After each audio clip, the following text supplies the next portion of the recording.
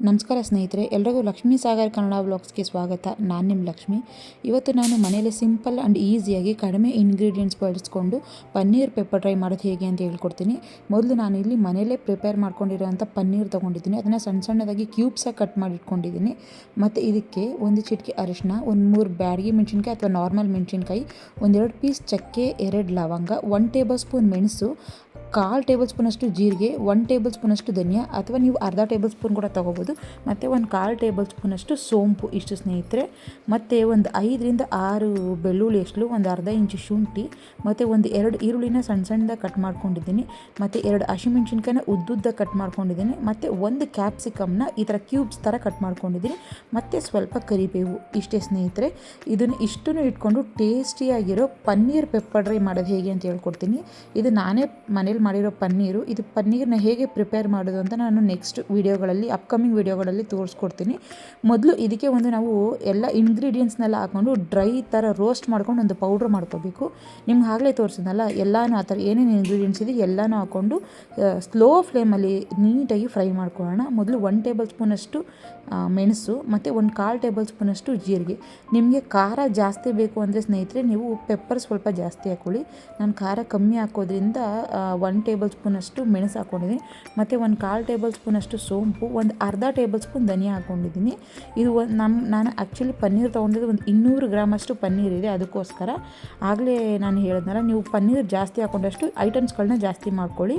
ಅಂದರೆ ಈಗ ಏನೇನು ಹೇಳಿದ್ನೋ 1 ಟೇಬಲ್ ಸ್ಪೂನ್ ಅದನ್ನು 1:2 ಮಾಡ್ಕೊಳ್ಳಿ. ನೆಕ್ಸ್ಟು ಒಂದು 2 ಪೀಸ್ ಚಕ್ಕೆ, ಒಂದು 2 ಲವಂಗ, ಮತ್ತು 3 ಮೆಣಸಿನ್ಕಾಯಿ, ಒಣಗಿದ ಮೆಣಸಿನ್ಕಾಯಿ ಹಾಕ್ಕೊಂಡಿದ್ದೀನಿ. ಆ್ಯಕ್ಚುಲಿ ನೀವು ಬ್ಯಾಡಗಿ ಮೆಣಸಿನ್ಕಾಯಿ ಇದ್ದರೂ ಅದನ್ನು ಹಾಕ್ಕೋಬೋದು, ಫ್ಲೇವರ್ ಚೆನ್ನಾಗಿ ಬರುತ್ತೆ.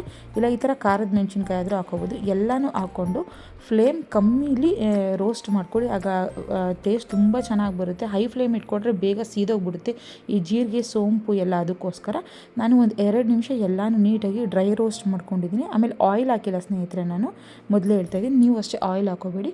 ನೆಕ್ಸ್ಟ್ ಇದಕ್ಕೆ ಒಂದು ಸ್ವಲ್ಪ ಕರಿಬೇವು, ಒಂದು 5 ಎಸ್ಳು ಬೆಳ್ಳುಳ್ಳಿ ಮತ್ತು ಶುಂಠಿ.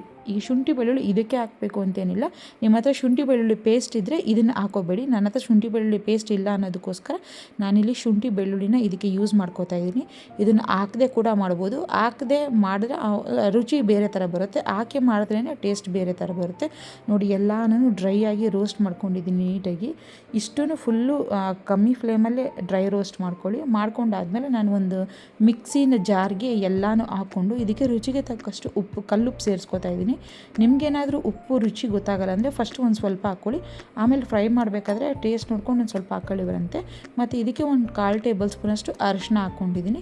ಇದು ಎಲ್ಲನೂ ಹಾಕ್ಕೊಂಡು ಈ ಥರ ಡ್ರೈ ಥರ ಪೌಡ್ರ್ ಮಾಡ್ಕೊಬರ್ಬೇಕು. ಇಲ್ಲಿ ನಾವು ನೋಡಿ ಪೌಡ್ರ್ ಆಗಿದೆ ನೀಟಾಗಿ. ಇಲ್ಲಿ ಏನಂದರೆ ಶುಂಠಿ ಬೆಳ್ಳುಳ್ಳಿ ಹಾಕಿರೋದ್ರಿಂದ ಸ್ವಲ್ಪ ನಿಮಗೆ ಇದೊಂದು ಸ್ವಲ್ಪ ಅಂಟಂಟು ಥರ ಆಗುತ್ತೆ.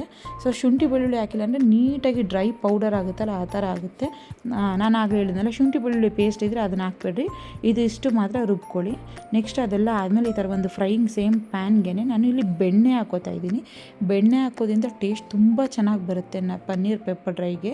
ನೀವು ಬೇಕಾದರೆ ಬೆಣ್ಣೆ ಇದ್ದರೆ ಬೆಣ್ಣೆ ಅಥವಾ ತುಪ್ಪ ಇಲ್ಲ ಎಣ್ಣೆ ಏನಾದರೂ ಯೂಸ್ ಮಾಡ್ಬೋದು. ನಿಮ್ಮ ಮನೇಲಿ ಏನಿದೆ ಅದನ್ನು ಯೂಸ್ ಮಾಡಿ. ನಾನಿಲ್ಲಿ ಇವತ್ತು ಬೆಣ್ಣೆ ಹಾಕ್ಕೊಂಡು ಮಾಡ್ಕೊತಾ ಇದ್ದೀನಿ.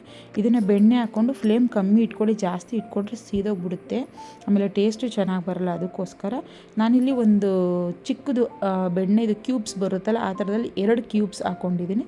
ಹಾಕ್ಕೊಂಡು ಒಂದು ಸ್ವಲ್ಪ ಬಿಸಿ ಆದಮೇಲೆ ಇದಕ್ಕೆ ಒಂದು ಸ್ವಲ್ಪ ಕರಿಬೇವು ಹಾಕೋತಾ ಇದ್ದೀನಿ. ಟೇಸ್ಟ್ ತುಂಬ ಚೆನ್ನಾಗಿ ಬರುತ್ತೆ ಫ್ಲೇವರು. ಆಮೇಲೆ ಇದಕ್ಕೆ 1-2 ಹಸಿಮೆಣ್ಸಿನ್ಕಾಯಿ ಹಾಕೋತಾ ಇದ್ದೀನಿ. ಇದು ಖಾರ ಬಿಡುತ್ತೆ, ಖಾರ ಬರುತ್ತೆ, ಅದಕ್ಕೋಸ್ಕರ 1-2 ಹಸಿಮೆಣ್ಸಿನ್ಕಾಯಿ ಉದ್ದುದ್ದಾಗಿ ಕಟ್ ಮಾಡಿ ಹಾಕ್ಕೊಂಡಿದ್ದೀನಿ. ನೆಕ್ಸ್ಟು ಆಗಲೇ ಹೇಳಿದ್ನಲ್ಲ, ಈರುಳ್ಳಿನ ಸ್ವಲ್ಪ ದೊಡ್ಡದಾಗಿ ಕಟ್ ಮಾಡಿ ಹಾಕ್ಕೊಂಡಿದ್ದೀನಿ. ನಾನು ತುಂಬ ಸಣ್ಣದಾಗಿ ಕಟ್ ಮಾಡಿಲ್ಲ. 1-2 ಈರುಳ್ಳಿ ಹಾಕ್ಕೊಂಡಿದ್ದೀನಿ ನಾನು. ಇದು ಸ್ನೇಹಿತರೆ, ನಾವು ನಿಮ್ಮ ಆಗಲೇ ಹೇಳ್ದಂಗೆ ನಾನಿದು ಪನ್ನೀರ್ ಪೆಪ್ಪರ್ ಡ್ರೈ. ನಿಮಗೇನಾದರೂ ಸ್ವಲ್ಪ ಈ ಈರುಳ್ಳಿ ಕ್ಯಾಪ್ಸಿಕಮ್ ಎಲ್ಲ ಇದರಲ್ಲಿ ಜಾಸ್ತಿ ಸಿಕ್ಕಿದ್ರೆ ತಿನ್ನೋಕ್ಕೆ ತುಂಬ ಇಷ್ಟಪಡೋರು ಇನ್ನೂ ಸ್ವಲ್ಪ ಜಾಸ್ತಿ ಹಾಕೋಬೋದು, ಆದರೆ ಅದನ್ನೇ ಜಾಸ್ತಿ ಹಾಕೋಬೇಡಿ, ಟೇಸ್ಟು ಚೆನ್ನಾಗಿರಲ್ಲ. ಬಟ್ ಇದಕ್ಕಿಂತ ಕ್ವಾಂಟಿಟಿ ಒಂದು ಸ್ವಲ್ಪ ಜಾಸ್ತಿ ಮಾಡಿಕೊಂಡ್ರೆ ಜಾಸ್ತಿ ಥರ ಫೀಲ್ ಆಗುತ್ತೆ. ಮತ್ತು ಇಲ್ಲಿ ನಾನು ಒಂದು ದಪ್ಪ ಮೆಣಸಿನ್ಕಾಯಿನ ಕ್ಯೂಬ್ಸ್ ಥರ ಕಟ್ ಮಾಡಿಕೊಂಡು ಸೇರಿಸ್ಕೊತಾ ಇದ್ದೀನಿ. ಇದು ಅಷ್ಟೇ ತುಂಬ ಚೆನ್ನಾಗಿರುತ್ತೆ ತಿನ್ನೋಕ್ಕೆ. ಪನ್ನೀರ್ ಜೊತೆಗೆ ಆನಿಯನ್ನು ಕ್ಯಾಪ್ಸಿಕಮ್ ಎಲ್ಲ ಸಿಕ್ಕಿದಾಗ ಟೇಸ್ಟ್ ತುಂಬ ಚೆನ್ನಾಗಿರುತ್ತೆ. ಇದನ್ನೆಲ್ಲ ನೀಟಾಗಿ ಫ್ರೈ ಮಾಡ್ಕೊತಾ ಇದ್ದೀನಿ. ನಾನು ಫ್ಲೇಮ್ನ ಹೈಯಲ್ಲಿ ಇಟ್ಕೊಂಡಿಲ್ಲ, ಕಮ್ಮಿ ಇಟ್ಕೊಂಡಿದ್ದೀನಿ, ಯಾಕಂದರೆ ಬೇಗ ಸೀದೊಂದಾಗಂಗಾಗ್ಬಿಡುತ್ತೆ ಈರುಳ್ಳಿ ದಪ್ಪ ಮೆಣಸಿನ್ಕಾಯಿ ಎಲ್ಲ. ಅದಕ್ಕೋಸ್ಕರ ನೀಟಾಗಿ ಫ್ಲೇಮ್ನ ಕಮ್ಮಿಲಿ ಇಟ್ಕೊಂಡು ಫ್ರೈ ಮಾಡ್ಕೊಳ್ಳಿ.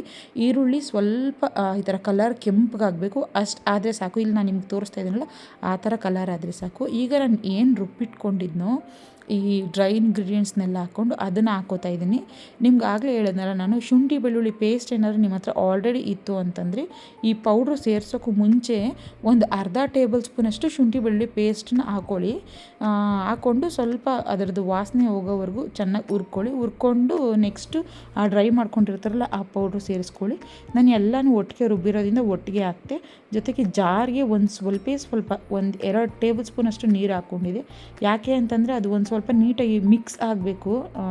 ಅದು ಏನೇನು ನಾನು ರುಬ್ಕೊಂಡಿದ್ನಲ್ಲ ಅದು ಕ್ಯಾಪ್ಸಿಕಮ್ಗೆ, ಆನಿಯನ್ಗೆ, ನೆಕ್ಸ್ಟು ಪನ್ನೀರ್ ಹಾಕಿದ್ರೆ ಪನ್ನೀರ್ಗೂ ಕೂಡ ಅದು ನೀಟಾಗಿ ಮಿಕ್ಸ್ ಆಗಬೇಕು ಅನ್ನೋದಕ್ಕೋಸ್ಕರ ಏನು ಮಾಡಿದೆ, 1-2 ಟೇಬಲ್ ಸ್ಪೂನಷ್ಟು ನೀರು ಹಾಕ್ಕೊಂಡೆ. ಈ ಹೋಟೆಲೆಲ್ಲ ಏನು ಮಾಡ್ತಾರೆ ಅಂದರೆ ಈ ಟೈಮಲ್ಲಿ ವಿನೇಗರು ಮತ್ತು ಸೋಯಾ ಸಾಸ್ ಎಲ್ಲ ಹಾಕ್ಬಿಡ್ತಾರೆ. ಸೊ ಅದೆಲ್ಲ ಹಾಕಿದಾಗ ಏನಾಗುತ್ತೆ, ನೀಟಾಗಿ ಅದು ಕೋಟಿಂಗ್ ಥರ ಆಗೋಗಿ ಮಿಕ್ಸ್ ಆಗೋಗುತ್ತೆ ಪನ್ನೀರ್ಗೆ.